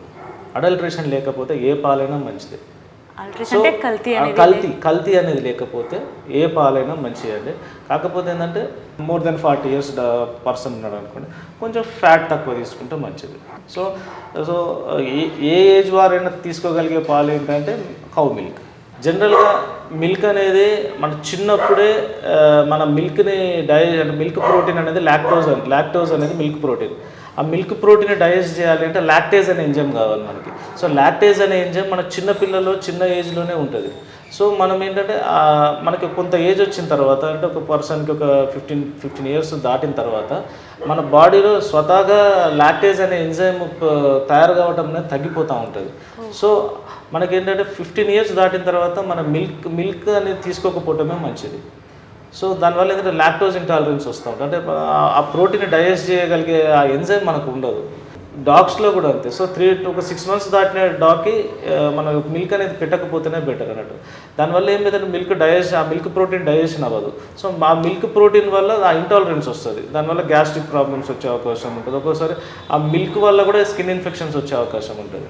మనుషుల్లో అయినా డాగ్స్లో అయినా, మనుషుల్లో అయితే అరౌండ్ 15 years వరకు మిల్క్ తీసుకోవచ్చు. 15 years దాటితే మిల్క్ తీసుకోవటం అనేది అంత అడ్వైజబుల్ కాదు. ఈవెన్ డాగ్స్లో 6 months దాటితే అడ్వైజబుల్ కాదు. ఓకే. పాలిచ్చే బర్రెలు కావచ్చు, ఆవులు కావచ్చు, వాటికి సమ్ ఇన్ఫెక్షన్స్ లాంటి ఏదైనా అంటే వ్యాధులు వచ్చేవి ఉంటే వాటి పాలు తాగడం వల్ల ఎటువంటి ఇన్ఫెక్షన్స్ వస్తుంటాయి? అంటే పెట్ ఎనిమల్స్ కావచ్చు, మనుషులకు కావచ్చు. జనరల్గా ఏంటంటే డాగ్స్లో కానీ క్యాట్స్లో కానీ మనం ప్యాకెట్ పాలు ఏదైతే ఉంటుందో వీటిలో ప్రిజర్వేటివ్స్ ఎక్కువ ఉంటాయి. పాలు పగలకుండా ఉండటానికి వీటిలో కాస్టిక్ సోడా వాడుతూ ఉంటారు. ఈ కాస్టిక్ సోడా వల్ల మనకి గ్యాస్ట్రిక్ ఇరిటేషన్స్ వచ్చే అవకాశాలు ఎక్కువ ఉంటాయి. సో మనం ఏంటంటే ఈ ప్యాకెట్ మిల్క్ని అవాయిడ్ చేస్తేనే బెటర్ అనేది నా పర్సనల్ ఒపీనియన్. వెనకట మనకు మన ఇంట్లో గేదె ఉన్న పాలున్నా 1 గంట వాటిని కాగబెట్టడం లేట్ అయితేనే పగిలిపోయేది. ఇప్పుడు మీరు అసలు మన ఇళ్లలో ఇప్పుడు ప్యాకెట్ మిల్క్ వేసుకునే వాళ్ళు అసలు పాలు పగిలిపోయిన మాట అసలు ఎవరైనా వింటున్నారు అసలు? ఎందుకంటే అది దాంట్లో కాస్టిక్ సోడా కలుపుతారు, ప్రిజర్వేటివ్స్ కలుపుతారు అనమాట. అది ఆల్మోస్ట్ మోర్ ఆఫ్ ఆర్టిఫిషియల్ అయిపోతుంది మీకు. సో దానివల్ల ఏమైందంటే మనకు కూడా ఆ కాస్టిక్ సోడా వల్ల ఏంటంటే మనకి గ్యాస్ట్రిక్ ఇరిటేషన్స్ రావడం, అల్సర్స్ ఫామ్ కావడం, ఇవన్నీ ప్యాకెట్ మిల్క్ వల్లే. సో ఈ ఎఫెక్ట్ ఇంకా పెట్స్లో ఎక్కువ ఉంటుంది. సో ప్యాకెట్ మిల్క్ అనేది పెట్స్లో ఎంత అవాయిడ్ చేస్తే అంత మంచిదండి. గ్యాస్ట్రిక్ ప్రాబ్లమ్స్ అనేవి చాలా వరకు తగ్గుతాయి. ఇంకోటి ఏంటంటే నేను పర్సనల్గా నా దగ్గరకు వచ్చే పెట్ ఓనర్స్కి అయితే నేను ఇఫ్ డాగ్ 6 months దాటింది అంటే నేను మిల్క్ ప్రోడక్ట్స్ అవాయిడ్ చేయమని నేను సజెస్ట్ చేస్తాను. ఇప్పుడు పర్సిస్టెంట్గా ఒక డాగ్స్కి స్కిన్ ఇన్ఫెక్షన్స్ ఉన్నాయి అంటే నేను మిల్క్ ప్రోడక్ట్స్ని అవాయిడ్ చేయమని చెప్తాను. సో మనం ఏంటంటే అదొక వే ఆఫ్ ట్రీట్మెంట్. అదే మేము కొన్ని ఎలర్జిక్ టు అంటే స్కిన్కి ఏదైతే ఎలర్జీ కాజ్ చేసేవి ఉంటాయో ఫస్ట్ మనం ఆ ఎలిమినేషన్ మెథడ్లో ఫస్ట్ మేము ఒకవేళ అది దానికి ఓనర్ పెట్కి మిల్క్ ఇచ్చే హ్యాబిట్ ఉంది అంటే ఫస్ట్ మనం మిల్క్ బంద్ చేసి చూడమంటాం. సో మా ప్రాక్టీస్లో ఏంటంటే ఆల్మోస్ట్ ఒక 20-30% ఆఫ్ ద కేసెస్ మిల్క్ బంద్ చేయండి అన్న తర్వాత ఆటోమేటిక్గా స్కిన్ ఇన్ఫెక్షన్స్ తగ్గిపోయిన సందర్భాలు చాలా చూసాను. ఈ లిటిల్ ప్రోజ్ అంటే డాగ్ కావచ్చు, పిల్లులు కావచ్చు. సో ఇలాంటి టీకాలు ఎప్పుడెప్పుడు వేయాలి, ఏ ఏజ్లో వేయాలి, ఎప్పటివరకు వేయాలి, ఎలాంటి టీకాలు వేయాలి? ఇప్పుడు జనరల్గా ఏంటంటే పెట్ని మనం 1 month to 45 days మధ్యలో జనరల్గా అడాప్ట్ చేసుకుంటూ ఉంటారు. సో మనం ఫస్ట్ వీటిలో ఏంటంటే ఇనిషియల్గా మనం చేయాల్సింది డీవార్మింగ్. ఫస్ట్ డీవార్మింగ్ అనేది 1 month లోపే చేసుకోవాలి. సో 1 month లోపు చేసుకున్న తర్వాత ఇంకా 1 month నుంచి మన వ్యాక్సినేషన్ ప్రోటోకాల్ అనేది స్టార్ట్ అవుతుందండి. సో 1 month నుంచి ఎవ్రీ 21 daysకి మనం అప్ టు 4 months వరకు మనం వ్యాక్సినేషన్స్ అది ఇన్ఫెక్షన్స్ డిసీజెస్ కంటే జనరల్గా ఏంటంటే మనకి డాగ్స్లో ఒక 7 types ఆఫ్ ఇన్ఫెక్షన్స్ డిసీజెస్ ఉంటాయి. సో ఇవన్నీ కలిపి మనకు కంబైన్డ్ వ్యాక్సిన్ ఉంటుందండి. సో మనకి canine parvo viral infection, influenza కానీ, కెనైన్ డిస్టెంపర్, లెప్టోస్పైరా. సో ఇట్లా ఏంటంటే కెనైన్స్ అంటే ఐ మీన్ డాగ్స్. ఈ డాగ్స్లో ఏంటంటే ఫ్రీక్వెంట్గా వచ్చే 7 to 8 types ఆఫ్ డిసీజెస్ కలిపి ఒక కంబైన్డ్ వ్యాక్సిన్ ఉంటుందండి. సో ఆ వ్యాక్సిన్ వచ్చి మనకి దానికి 45 days ఆఫ్ ఏజ్లో వేసుకొని అక్కడ నుంచి ఫర్ ఎవ్రీ 21 daysకి ఒక 3 to 4 బూస్టర్స్ వేసుకొని ఎవ్రీ ఇయర్ రిపీట్ చేసుకుంటాం అన్నట్టు. లాస్ట్ వ్యాక్సిన్ వేసిన డేట్ నుంచి ఎవ్రీ ఇయర్ రిపీట్ చేసుకుంటూ ఉంటాం. డీవార్మింగ్ కూడా అంతే. మనం ఎప్పుడు వ్యాక్సినేషన్ వేసినప్పుడు ప్రయర్ టు వ్యాక్సినేషన్ మనం డీవార్మింగ్ కూడా చేసుకోవాలి.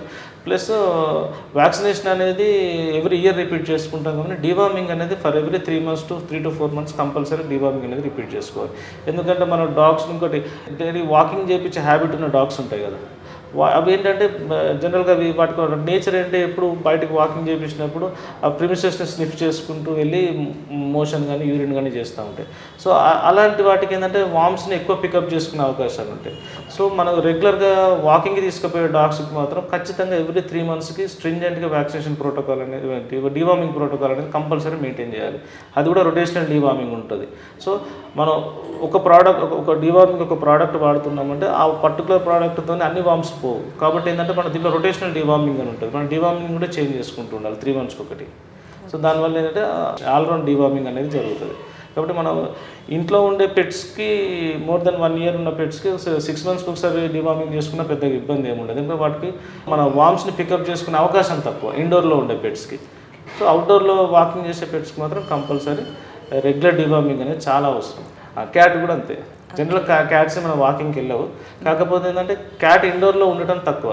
ఒక వాటికి సెక్షువల్ మెచ్యూరిటీ వచ్చి 1 year దాటిన మేల్ క్యాట్స్ ఉన్నాయంటే ఖచ్చితంగా వాటికి టెరిటరీ అనేది మెయింటైన్ చేసుకుంటే అవి ఇంట్లోకి వెళ్ళి వెళ్తూ ఉంటే వస్తుంటాయి. క్యాట్ అనేది మనం కంప్లీట్ కంఫైన్ చేసి పెట్టడం కష్టం. అన్లెస్ ఒక ఫీమేల్ క్యాట్ అయితే మాత్రం ఇంట్లో ఉంటాయి. మేల్ క్యాట్స్కి మాత్రం అవి ఖచ్చితంగా వాటి ఏజ్ని బట్టి వాటి టెరిటరీ ఎక్స్పాండ్ చేసుకుంటూ వెళ్తూ ఉంటాయి. మన డాగ్స్ కావచ్చు, క్యాట్ కావచ్చు, ఫుడ్ పుట్టినప్పటి నుంచి ఏ ఏజ్ వరకు ఎలాంటి ఫుడ్ ఎంత లిమిట్లో వేయాలి? డాగ్స్ అనేది ఏంటంటే ఫుడ్ అనేది దాని ఏజ్ని బట్టి ఉంటుందండి. ఫస్ట్ మనకి ఇనీషియల్గా వాటి మదర్ మిల్క్ తాగేటప్పుడు ఇనీషియల్గా 30 to 40 days అవి కంప్లీట్ మదర్ ఫీడింగ్ మీదే ఉంటాయండి. మదర్ ఫీడింగ్ మీద నుంచి మనం ఏంటంటే మిల్క్ రీప్లేసర్స్కి వెళ్తాం. అంటే గ్రాడ్యువల్గా చేంజ్ చేసుకుంటూ వస్తాం. తర్వాత మన చిన్న పిల్లలు ఏంటంటే ఫస్ట్ సెర్లాక్ అనేది పెడతారు కదా, అట్లనే డాగ్స్లో కూడా శామలాక్ అని మిల్క్ రీప్లేసర్స్ ఉంటాయి. సో వాటికి మిల్క్ నుంచి మిల్క్ రీప్లేసర్కి చేంజ్ చేసుకున్న తర్వాత వాటి నుంచి స్టార్టర్స్ అని ఉంటాయి. ఫుడ్ ఫస్ట్ స్టార్టర్స్ అది ఒక అప్ టు 3 to 4 months వరకు స్టార్టర్స్ పెట్టుకుంటాం. అంటే ఈజీలీ డైజెస్టబుల్ ఫుడ్. అంటే మన స్టమక్ని ఏంటంటే గ్రాడ్యువల్గా ఫుడ్ చేంజ్కి అడాప్ట్ చేసుకుంటూ వస్తాం అన్నట్టు. ఒకేసారి మనం అడల్ట్ ఫుడ్కో పప్పీ ఫుడ్కో చేంజ్ చేసినప్పుడు దానికి డైజెషన్ అనేది ఉండదు. కాబట్టి ఏంటంటే మనం గ్రాడ్యువల్గా చేంజ్ చేసుకుంటూ రావాలి. So up to 5 months age వరకు ఒక స్టార్టర్ ఫుడ్ పెట్టుకొని 5 months to 1 year వరకు పప్పీ ఫుడ్ పెట్టుకొని 1 year నుంచి 1 year and above మనం అడల్ట్ ఫుడ్కి షిఫ్ట్ అవుతాం. సో ఇప్పుడు ఏ డాగ్లో అయినా 3 categories ఆఫ్ ఫుడ్ ఉంటాయి. అదే క్యాట్లోకి వెళ్ళేసరికి 2 ఉంటాయి foods. Milk to milk replacer common. అక్కడ నుంచి కిటన్ ఫుడ్ అంటారు. అప్ టు 5 months వరకు కిటన్ పెట్టుకొని దానికి అప్ టు 1 year వరకు కిటన్ పెట్టుకొని అక్కడ నుంచి అడల్ట్ ఫుడ్కి వెళ్తాం. వీటికి ఫుడ్ రియాక్షన్ అంటూ ఏమైనా ఉంటాయా? ఫుడ్ అనేది ఒకవేళ మన ప్యాకేజ్ ఫుడ్కి వెళ్తున్నామంటే ఏంటంటే మనం ఒక షాప్ నుంచి మనం ఫుడ్ తీసుకున్నప్పుడు ఆ ప్యాకేజ్ ఇంటాక్ట్గా ఉందా, ప్యాకేజ్ ఏమైనా డ్యామేజెస్ ఉన్నాయో చూసుకోవాలి. ఫుడ్లో ఏమైనా ఫంగస్ ఫామ్ అయిందా, ఇలాంటివి అంటే ఫుడ్ని మనం ప్రాపర్గా మన ఫుడ్ డ్యామేజ్ కాకుండా ఉన్నదనుకోండి పెద్ద ఇష్యూస్ ఏం రావు. ఇంకోటి ఏంటంటే ఫుడ్ కొందరు ఏం చేస్తారంటే పెట్స్ చిన్నగా ఉన్నప్పుడు కొంచెం ఇంపోర్టెడ్ ఫుడ్స్ ఉంటాయి, కానీ కాస్ట్ ఎక్స్పెన్సివ్ ఫుడ్ ఉంటుంది. చిన్నగా ఉన్నప్పుడు ఏం చేస్తారంటే దాని చిన్నగా ఉన్నప్పుడు క్వాంటిటీ కూడా తక్కువ తింటుంటుంది కాబట్టి అప్పుడు ఏం చేస్తారంటే ఎక్స్పెన్సివ్ ఫుడ్ పెడతారు. ఒకసారి అది పెరగడం స్టార్ట్ అయిన తర్వాత అది ఫుడ్ తీసుకున్న క్వాంటిటీ పెరిగినప్పుడు ఎక్స్పెన్సివ్ ఫుడ్ను వాళ్ళు ఎఫర్ట్ చేయలేక చీప్ క్వాలిటీ ఆఫ్ ఫుడ్కి స్విచ్ ఓవర్ అవుతారు ఇమీడియట్గా. అయినప్పుడు వాటికి ఇష్యూస్ వస్తూ ఉంటాయి. సో ఒక ఫుడ్ నుంచి ఇంకో ఫుడ్కి స్విచ్ ఓవర్ అయ్యేటప్పుడు ఏం చేయాలి, గ్రాడ్యువల్గా చేంజ్ చేయాలి. అంటే you should take at least 7 to 10 days. Daily ఒక 10% పాత ఫుడ్ని కొత్త ఫుడ్తో డైలీ 10% రీప్లేస్ చేసుకుంటూ over period of 9 to 10 days or 1 week to 10 days మనం షిఫ్ట్ చేస్తే దానికి ఎక్కువ ఇష్యూస్ రావు. ఓకే, అంటే కొంచెం అలవాటు చేస్తే అది కూడా దాని స్టమక్ అడాప్ట్ అవుతుంది. లేకపోతే ఆల్మోస్ట్ దానికి కూడా ఏంటంటే ఆ పర్టికులర్ ఫుడ్ని డైజెస్ట్ చేసుకునే ఎంజైమ్స్ అది రెగ్యులర్గా బయాలజికల్గా రెడీ అయి ఉంటాయి. All of sudden new food and new ఇంగ్రీడియంట్స్తో ఉన్న న్యూ ఫుడ్ అయ్యేసరికి అది అడాప్టేషన్కి టైం తీసుకుంటుంది. ప్లస్ ఒక్కోసారి గ్యాస్ట్రిక్ ఇరిటేషన్ రావటము, గ్యాస్ట్రైటిస్, వామిటింగ్స్ కావటం, మోషన్స్ కావటం కూడా జరుగుతుంటుంది. Okay, thank you so much doctor గారు. ఇప్పుడు పర్సనల్ విషయాలకు వచ్చేద్దాము. అంటే మీరు వెటర్నరీ డాక్టర్గా ఎన్ని ఇయర్స్ నుంచి పనిచేస్తున్నారు, అలాగే స్టడీ ఎక్కడ చేశారు, ఫస్ట్ ప్రాక్టీస్ ఎక్కడ, పర్టికులర్గా మీరు వెటర్నరీకి రావడానికి రీజన్ ఏంటిది? వెటర్నరీ రావడానికి రీజన్ అంటే పర్సనల్ కూడా నేను డాగ్ లవర్ని. 2003లో నేను రాజేంద్ర నగర్ వెటనరీ కాలేజ్లో జాయిన్ అయ్యాను. 2003 బ్యాచ్ మాది. 2008 పాస్డ్ అవుట్. మా గ్రాడ్యుయేషన్ ఇమీడియట్గా జాబ్. ఫస్ట్ అపాయింట్మెంట్ వచ్చి మరిపేడ, వరంగల్ జిల్లా మరిపేడలో చిన్నగూడూరు అనే ఫస్ట్ పోస్టింగ్. అది 2008. అక్కడ ఒక 2 years చేసిన తర్వాత కౌన్సిలింగ్లో మళ్ళీ మాకు డిపార్ట్మెంటల్ ట్రాన్స్ఫర్స్ అండ్ కౌన్సిలింగ్స్ అవుతుంది. దాంట్లో చెన్నారావుపేట మండల్ జెల్లీకి వెళ్ళాను. అక్కడ ఒక 2 years. అక్కడ నుంచి హెడ్ ఆఫీస్కి వెళ్ళాను ఒక 2 years. అంటే హైదరాబాద్ మాది హెడ్ ఆఫీస్ ఉంటుంది. అక్కడ ఒక 2 years తర్వాత రీపాట్రియేట్ అయిపోయి ఇక్కడ సంగం మండల్ గవిచర్ల సంగం మండల్ గవిచర్లో 9 years చేశాను. 9 years తర్వాత రీసెంట్ ట్రాన్స్ఫర్స్లో మన కాటారం అంటే భూపాలపల్లి తర్వాత కాటారం. ఇప్పుడు రైట్ను మా పోస్ట్ కాటారం మండల్. ప్లస్ ఈ పెట్ ప్రాక్టీస్ మాత్రం నేను హైదరాబాద్ హెడ్ ఆఫీస్కి వెళ్ళి వచ్చిన తర్వాత నేను 2015లో ప్రైవేట్ క్లినిక్ అనేది ఎస్టాబ్లిష్ చేశాను. సో నా ఓల్డ్ క్లినిక్ వచ్చి ఇక్కడ అదాలత్ సర్కిల్లో ఉండేది. సో ఇక న్యూ ప్రిమిసెస్కి లాస్ట్ 1 year బ్యాక్ షిఫ్ట్ అయ్యాము. అక్కడ నుంచి అక్కడ ఒక 7 years ఉంది. దాని తర్వాత ఇక్కడికి షిఫ్ట్ అయ్యాము. పెట్టి కాకుండా వెటర్నరీ అంటే ఊర్లో చాలా ఆవులు, బర్రెలు, మేకలు, అవి కూడా ఎక్కువ ట్రీట్మెంట్ అంటే మీరు చేసేది అవే కదా. ట్రీట్మెంట్ ఎలా ఉంటుంది ఈ పెట్ యానిమల్స్కి, అంటే వీటికి ఎలా ఉంటుంది? టోటల్ కాంట్రాస్ట్ అండి. అది మాది కంప్లీట్ రూరల్లో సర్వీస్ చేయాలి. అక్కడ ఏంటంటే మ్యాక్సిమం మనం ఏంటంటే లైవ్లీహుడ్, మన రైతులు ఏదైతే వాళ్ళ జీవనాధారం ఆధారపడి ఉండే పశువులు ఉంటాయి కదా, పశువులు, మేకలు, గొర్రెలు, పందులు, మనం ఏంటంటే మ్యాక్సిమం వీటికే మనం అక్కడ ట్రీట్మెంట్ ఉంటుంది. సో పల్లెటూరులో పెట్స్ ఈ మధ్య అక్కడ కూడా పెట్స్ బాగానే పెంచుకుంటున్నారు. సో అది కంప్లీట్ అదొక యాక్చువల్గా మాకు ప్రొఫెషన్లో ఎక్కువ సాటిస్ఫాక్షన్ ఇచ్చే ప్రొఫెషన్ మా జాబే అండి యాక్చువల్గా. ఎందుకంటే మనం పూర్ ఫ్యామిలీస్కి రైతులకు సేవ చేస్తాం కాబట్టి సాటిస్ఫాక్షన్ ఇచ్చే ప్రొఫెషన్ అయితే మా జాబే. ప్రైవేట్గా ఇవి పెట్టుకున్నారు కదా, ఇక్కడ ఎలాంటి డాగ్స్ ఉన్నాయి మీ దగ్గర? అడాప్ట్ చేసుకుంటారా, సేలింగ్ పెడుతుంటారా, అంటే ఎంతమంది అసిస్టెంట్ ఉన్నారు? క్లినిక్ అంటే ఒకటి హాస్పిటల్, ఇది అంటే ఎవ్రీథింగ్. ఆ పెట్టుకి ఎటువంటి బాధలున్నా, సంథింగ్ ఏ ఇష్యూ అయినా ఇక్కడ తీసుకొస్తారు. సో అలాంటి టైపు మీరు ఎలాంటి ట్రీట్మెంట్ చేస్తుంటారు? యాక్చువల్గా మన దగ్గర ఒక 12 members స్టాఫ్ ఉన్నారు. మన దగ్గర ఉన్న స్టాఫ్ కూడా అంటే వెటనరీ పాలిటెక్నిక్ చేసిన పిల్లలే ఉంటారు. నాకు పర్సనల్గా ఒక 40 dogs ఉన్నాయి. నాకు 40 dogsలో కూడా అంటే నేను పర్సనల్గా పర్చేజ్ చేసిన డాగ్స్ చాలా తక్కువ ఉంటాయి. కొంత కస్టమర్స్ వదిలిపెట్టిపోయినాయి, లేకపోతే నేను అడాప్ట్ చేసుకునే డాగ్స్ ఎక్కువ ఉన్నాయి. వాటికి సర్వీస్ ఇవ్వడానికి మనకు కొంచెం హెల్పర్స్ ఒక 5 members హెల్పర్స్ ఉన్నారు. పాలిటెక్నిక్ పిల్లలు ఒక 12 members ఉన్నారు. మనకు ఒక కన్సల్టెంట్ డాక్టర్ ఉంటారు. ఇక నేను ఈవినింగ్ టైంలో నేను సర్వీస్ ఇస్తాను. ఓకే. ఈ 12 members పాలిటెక్నిక్ పిల్లలు కూడా మనకు హాస్టల్ ఫెసిలిటీ ఇక్కడే ఉంది. సో వీళ్ళు బయటికి వెళ్ళి వచ్చేది ఏమి ఉండదు. సో వాళ్ళకి ఫుడ్ అకామిడేషన్ అంతా ఇక్కడే ఉంటుంది. సో మనకి 3 shiftsలో 8 hours 3 shiftsలో పనిచేస్తారు. మనకి 24 hours ఉంటుంది క్లినిక్. నైట్ కూడా మనకి నైట్ వాచ్మెన్ ఉంటాడు. ఎవరైనా ఎనీ టైం ఏ డాగ్ ఎప్పుడు వచ్చినా కూడా మనకు రెస్పాండ్ అవుతారు. నైట్ డ్యూటీ పిల్లలు ఉంటారు, సర్వీస్ ఇస్తారు. ఓకే, ఇది మన హంటర్ రోడ్లో ఉంది కదా డాక్టర్ గారు. సర్వీసెస్ ఏమేమి ఉన్నాయి మన దగ్గర? వచ్చి మేడం బేసిక్ సర్వీసెస్ ఉంటాయి. మనకి వ్యాక్సినేషన్ సర్వీసెస్ ఉన్నాయి. ఈవెన్ ట్రీట్మెంట్, ఇప్పుడు మనకి ఇన్ఫెక్షన్స్ డాగ్స్ వస్తాయి, ట్రీట్మెంట్ సర్వీసెస్ ఉన్నాయి. ఈవెన్ మనకి సర్జికల్ సర్వీసెస్, సర్జరీ అనేది బేసిక్ సర్జరీస్ అన్నీ చేస్తాం. అంటే సర్జరీ అంటే ఏంటి? సర్జరీస్ ఇప్పుడు ఫ్యామిలీ ప్లానింగ్ ఉంటాయి, న్యూటరింగ్ ఉంటుంది, స్పేయింగ్ ఉంటుంది, tumours, I surgeries, bone pinning, basic surgeries అన్నీ ఆల్మోస్ట్ ఇక్కడ మీ సర్జరీస్ చేస్తాము. ఈవెన్ మనకు ఫ్రీలాన్సింగ్ కూడా, అంటే మాకు సర్జన్ కూడా బయట నుంచి వచ్చి చేసి వెళ్తారు. సో ఫ్రీలాన్సింగ్ ఉంటే కొన్ని మైనర్ సర్జరీస్ ఉంటే నేనే పెర్ఫామ్ చేసుకుంటాను, మేజర్ ఉంటే మాత్రం ఫ్రీలాన్సింగ్ బయట నుంచి డాక్టర్స్ వస్తారు. మనకి ల్యాబ్ ఫెసిలిటీ ఉంది. రీసెంట్గా మనకి ఎక్స్రే మిషన్ కూడా వచ్చింది, డిఆర్ మిషన్ కూడా ఎక్స్రే రీసెంట్గా వచ్చింది. మాకు వేరే ప్రిన్సెస్లో ల్యాబ్ ఉంది, ఎందుకంటే బయట నుంచి కూడా శాంపిల్స్ రావాలి కాబట్టి.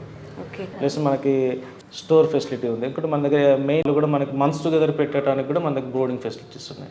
వాళ్ళు మళ్ళీ వచ్చి తీసుకెళ్తారు. అప్పటి వరకు టేక్ కేర్ గా మనకి టేక్ కేర్ మన దగ్గర చూసుకుంటాం. సంథింగ్ ఏమైనా పే చేస్తారు వాళ్ళు? మనకి బోర్డింగ్ ఛార్జెస్ పే చేస్తారు. బోర్డింగ్ ఛార్జ్ ఎందుకంటే బోర్డింగ్ ఛార్జెస్ పే చేస్తారు. అయితే మనల్ని ఎందుకు ప్రిఫర్ చేస్తారంటే మనకి దాదాపు మనకి ఎలాంటి బోర్డింగ్ డాగ్స్ వస్తాయంటే మన హెల్త్ ఇష్యూస్ ఉన్న బోర్డింగ్ డాగ్సే వస్తాయి. మన డాక్టర్ సూపర్విజన్లో బోర్డింగ్ పెడితే వాటికి ఏంటంటే ఏమైనా రెగ్యులర్ మెడికేషన్ ఇవ్వటం, మన హెల్త్ మానిటరింగ్ ఉంటుందని. సో హెల్త్ ఇష్యూస్ ఉన్న డాగ్స్ ఎక్కువ మన దగ్గర బోర్డింగ్ వస్తూ ఉంటాయి. సో రీసెంట్ డేస్లో కొంచెం ఈ కరోనా తర్వాత ఏంటంటే కొంచెం పెట్ అడాప్షన్ అనేది చాలా తగ్గిపోయింది. కొంచెం ఏంటంటే ఈ సోషల్ మీడియా ప్రభావం వల్ల డాగ్ అడాప్షన్ అనేది చాలా తగ్గిపోయింది. సో నా పర్సనల్ ఒపీనియన్ ఏంటంటే డాగ్ అడాప్షన్ చేసుకోవడంలో ఎలాంటి ఇబ్బంది లేదు. మీరు అలాంటి అపోహలు కూడా మన సోషల్ మీడియాలో వచ్చే విషయాలు కూడా పెద్ద నమ్మాల్సిన అవసరం కూడా లేదు. సో పెట్ అడాప్షన్ చేసుకోండి, మీ స్ట్రెస్ని బర్స్ట్ చేసుకోండి. అంటే ఇక మోర్ ఆఫ్ ఇంకా స్ట్రే డాగ్ని అడాప్ట్ చేసుకుంటే ఇంకా మంచిదండి. డాక్టర్ గారు చిన్న డౌట్, ఒక్కొక్క డాగ్ ఒక్కొక్క కాస్ట్ ఉంటుంది. అవును. ఎందుకని? సిడ్ జ్యూస్ కావచ్చు, ఇవన్నీ ఉంటాయి కదా, ఎందుకు వీటికి అంత రేట్ ఉంటుంది? లక్షలో ఉంటాయి. మన దగ్గర మెల్నా ఇస్తుంది, అది మోర్ దెన్ 1 lakh ఉంటుంది. మనకి 7 lakhs డాగ్ కూడా ఒకటి ఉంది. ఎందుకు కాస్ట్ వేరియేషన్ ఉంటుంది అంటే యాక్చువల్లీ ఇవన్నీ ఇంపోర్టెడ్ డాగ్స్ కాబట్టి ఒకటి ఏంటంటే డిమాండ్ మ్యాటర్స్. ఒకసారి డిమాండ్ ఎక్కువ ఉన్న డాగ్కి కాస్ట్ ఎక్కువ ఉంటుంది, అంతే. సో ఎవ్రీ డాగ్స్ సేమ్ అండి. అందుకే నేను పర్సనల్గా స్ట్రే డాగ్స్ని ఎక్కువ అడాప్ట్ చేసుకోవాలి అని నా పర్సనల్ రిక్వెస్ట్ అంతే. ఈవెన్ నేను కూడా ఒక 5 స్ట్రే డాగ్స్ని అడాప్ట్ చేసుకుంటాను. నా దగ్గర కూడా స్ట్రే డాగ్స్ ఉన్నాయి. సో ఒక్కసారి ప్రతి స్ట్రే డాగ్ని పెట్ డాగ్ చేసుకోవాలి అందరూ. సో ఒక ఓనర్ దొరికిండు అంటే ఆటోమేటిక్గా దానికి they are not stray anymore కదా. మీకు ఇంకా ఏమైనా డౌట్లు ఉన్నాయి, ఇంకా ఏమైనా సలహాలు సూచనలు తెలుసుకోవాలనుకుంటే, ఎందుకంటే ఇప్పుడు ప్రతి ఇంట్లో డాగ్స్ ఉంటున్నాయి, క్యాట్స్ ఉంటున్నాయి, ఎవ్రీథింగ్ మంచిగా చేసుకుంటూనే ఉన్నారు. ఎవ్రీథింగ్ ఇంకా ఫారెన్ కంట్రీస్ అయితే స్నేక్స్ని పెంచుకుంటున్నారు, తర్వాత ర్యాట్స్, ఎవ్రీథింగ్ అక్కడ చూడండి. బర్డ్స్లో కూడా చాలా వెరైటీస్ వచ్చినాయి. మన సిటీలో కూడా ఇప్పుడు మెకావ్స్, కాకటైల్స్ అనే డిఫరెంట్ బర్డ్స్, ఎగ్జాటిక్ బర్డ్స్ చాలా వచ్చేసాయి. తర్వాత చిలుకలు, చాలా రకాలైన చిలుకలు, ఎవ్రీథింగ్. ఇంకా సమ్ కంట్రీస్ అయితే ఏకంగా టైగర్స్, లయన్స్ కూడా పెంచుకుంటున్నారు. అంటే అవి మనం ఎంత మంచిగా చేసుకుంటే అవి మనతో అంత హ్యాపీగా ఫ్రీగా ఉంటాయి అన్నట్టు. మ్యాక్సిమం అన్ని విషయాలను అడిగాను నేను. నాకున్న డౌట్లు, మీకున్న డౌట్లను కూడా అడగడం జరిగింది. ఎలాంటి ఫుడ్ ఇవ్వాలి, వాటికి ఎలాంటి ఇన్ఫెక్షన్స్ వస్తుంది, ఎలాంటి ట్రీట్మెంట్ ఉంటుంది అనేది మన సరౌండింగ్, మన వరంగల్ హన్మకొండ కాజుపేట 3 సీట్లో ఒక హాస్పిటల్ అయితే ఉంటుంది. అదే లిటిల్ పా పెట్ హాస్పిటల్. ఈ యొక్క పెట్ ఎనిమల్స్ని చదువుకునేటోళ్ళు ఉన్నారనుకో, వాళ్ళకి ఏమైనా డౌట్లు కావచ్చు, సంథింగ్ ఏమైనా హెల్త్ ఇష్యూస్ కానీ ఏమైనా ఉంటే మన డాక్టర్ గారు ఉన్నారు. ఎనీ డౌట్ ఉన్నా సర్వీసెస్ 24 hours అనేది ఉంటుంది. ఇక్కడ చాలామంది పిల్లలు కూడా ఉన్నారు వర్క్ అసిస్టెంట్ చేసేటోళ్ళు. సో తప్పనిసరిగా ఈ హాస్పిటల్ని విజిట్ చేయండి. పెట్ ఎనిమల్స్ని హ్యాపీగా ఉంచుకోండి, వాటితో మీరు ఎంజాయ్గా ఉండండి. SRK న్యూస్ ఛానల్ చూసేవాళ్ళు లైక్ చేయండి, షేర్ చేయండి, అలాగే సబ్స్క్రైబ్ చేయండి, అలాగే కామెంట్ పెట్టడం లాంటివి కూడా చేయండి. బెల్ ఉంటుంది కదా, దాన్ని కూడా కొట్టడం కానీ మర్చిపోకండి. Thank you so much. Thank you doctor. Thank you so much. చూస్తూ ఉండండి మన SRK TV.